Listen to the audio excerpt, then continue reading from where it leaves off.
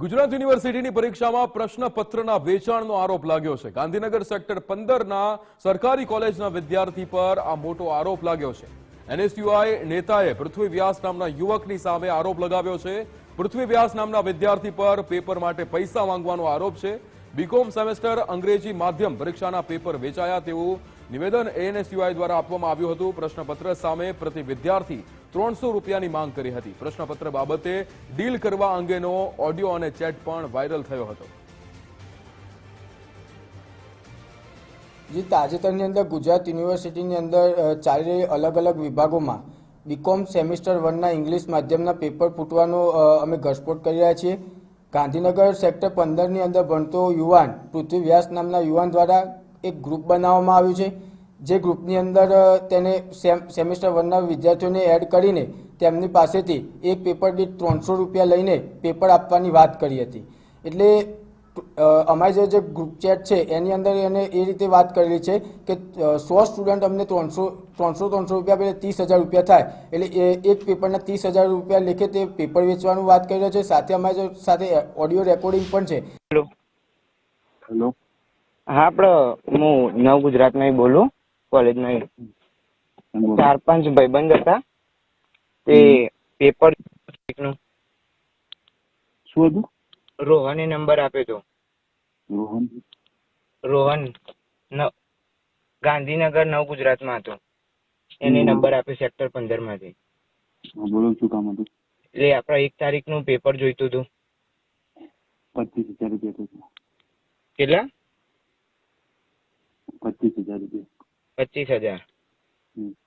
અને ક્યારે મળે પેપર? 25,000 તો આપી દઈએ। શાનું જોઈએ પેલા એ જોઈ? શું? શાનું પેપર જોઈએ? BCom English medium.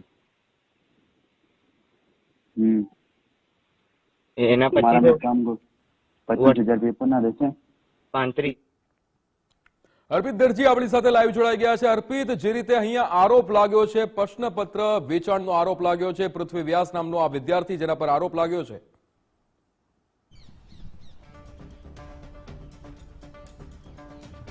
ખૂબ શરમજનક ઘટના કહી શકાય, કેમ કે જે એનએસયુઆઈ દ્વારા આરોપ લગાવવામાં આવ્યો છે, જે ઓડિયો ક્લિપ વાયરલ થઈ છે, એ ઓડિયો ક્લિપનું માનીએ, એ ઓડિયો ક્લિપમાં જે સંભળાઈ રહ્યો છે સંવાદ, એમાં જાણે શાકભાજી માર્કેટમાં ધાણા, મરચા, અન્ય શાકભાજી લેવા નીકળ્યા હોય અને જે ભાવતાલ થતો હોય એ પ્રકારનો ભાવતાલ જે આ વ્યાસ છે પૃથ્વી વ્યાસ, એ પૃથ્વી વ્યાસ જે ફરિયાદી છે એનએસયુઆઈ દ્વારા જે ટ્રેપ કરવામાં આવી હતી અને એની સાથે જે સંવાદ થઈ રહ્યો છે એમાં એ પ્રકારની પ્રતીતિ જોવા થઈ રહી છે।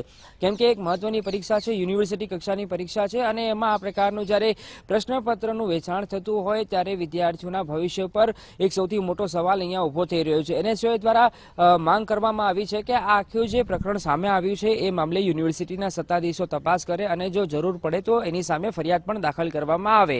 અગાઉ પણ આ પ્રકારે અનેક એવી જાહેર પરીક્ષાઓ છે, એ પરીક્ષાઓમાં પેપર લીકની ઘટના સામે આવતી હોય છે, પણ અહીં પેપર લીક નથી થયું। અહીં તો સીધું પેપરની ડીલ કરવાની વાત કરવામાં આવી રહી છે અને આરોપ લગાવવામાં આવ્યો છે કે જે અંગ્રેજી માધ્યમ બીકોમમાં અંગ્રેજી માધ્યમનું પેપર હતું, એ પેપરના રૂપિયા 300 અને આ જે પૃથ્વી વ્યાસ નામનો વિદ્યાર્થી છે, યુવક છે, એની સામે આરોપ લાગ્યો છે કે જો 100 વિદ્યાર્થી થાય તો 30,000 રૂપિયા, 25 થી 30,000 રૂપિયાની વાત ડીલ થઈ રહી છે, એ પ્રમાણે ડીલ કરવામાં આવી રહી છે। સાથે સાથે આવનારો એટલે કે જે 30,000ની પછીની જે ડીલની વાત થઈ રહી છે એ ડબલ કરવાની વાત આ ઓડિયો ક્લિપ પ્રમાણે કરવામાં આવી રહી છે। માત્ર ઓડિયો ક્લિપ નહીં, પણ જે વોટ્સએપ ગ્રુપ હતું એ વોટ્સએપ ગ્રુપ પણ આ પૃથ્વી વ્યાસ છે એ પૃથ્વી વ્યાસ દ્વારા બનાવવામાં આવ્યો હોવાનો આરોપ એનએસયુઆઈ દ્વારા કરવામાં આવી રહ્યો છે અને એ ગ્રુપમાં અધિકૃત રીતે એ ડીલ કરી રહ્યો છે કે જો તમારા 100 વિદ્યાર્થી થશે તો હું તમને આ પ્રશ્નપત્ર આપીશ અને જો પ્રશ્નપત્રમાં એ પ્રમાણે પ્રશ્નો નહીં પૂછાય, બેઠું એ નહીં પૂછાય તો પૈસા પાછા આપવાની ગેરંટી પણ આપવામાં આવી રહી છે।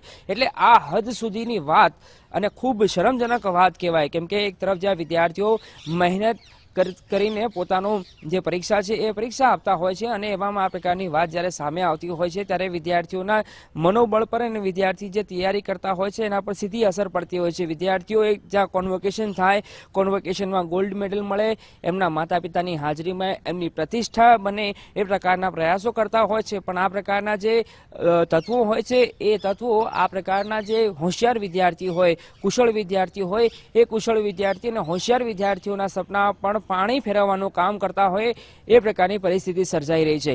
ગઈકાલે ગુજરાત યુનિવર્સિટીના રજિસ્ટ્રાર PM પટેલ, એ આ PM પટેલ છે કે જેમની ક્રાઇમ બ્રાન્ચ દ્વારા પૂછપરછ કરવામાં આવી હતી, જે ગોટાળા થયા હતા, લખતરિયા સામે ફરિયાદ નોંધાઈ હતી અને એ સંદર્ભે એમની પૂછપરછ કરવામાં આવી હતી, નિવેદન લેવામાં આવ્યું હતું. એમને પણ મેં વ્યક્તિગત ફોન કર્યો હતો ગઈકાલે આ સંદર્ભે એમની પ્રતિક્રિયા જાણવાનો, પણ સાહેબે સહેજ પણ તસદી ન લીધી હતી. હું મારી ટીમને પણ કહીશ કે યુનિવર્સિટીના રજિસ્ટ્રાર છે, સાથે સાથે જે પરીક્ષા નિયામક છે કલ્પેન વોરા, એમનો પણ આપણે સંપર્ક સાધવાનો પ્રયાસ કરીએ અને એમની પ્રતિક્રિયા લેવાનો પ્રયાસ કરીએ.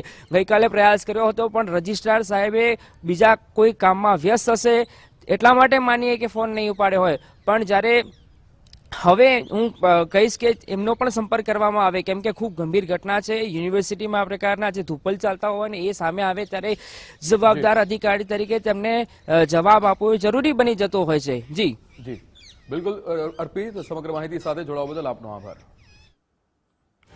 જે રીતે ગુજરાત યુનિવર્સિટીની પરીક્ષામાં પ્રશ્નપત્ર વેચાણનો આરોપ લાગ્યો છે, જે રીતે પૃથ્વી વ્યાસ નામના વિદ્યાર્થી પર પેપર માટે પૈસા માંગવાનો આરોપ લાગ્યો છે, જે રીતે 300 રૂપિયામાં આ પ્રશ્નપત્ર સાથે પ્રતિ વિદ્યાર્થી 300 રૂપિયાની માંગ કરવામાં આવી હતી.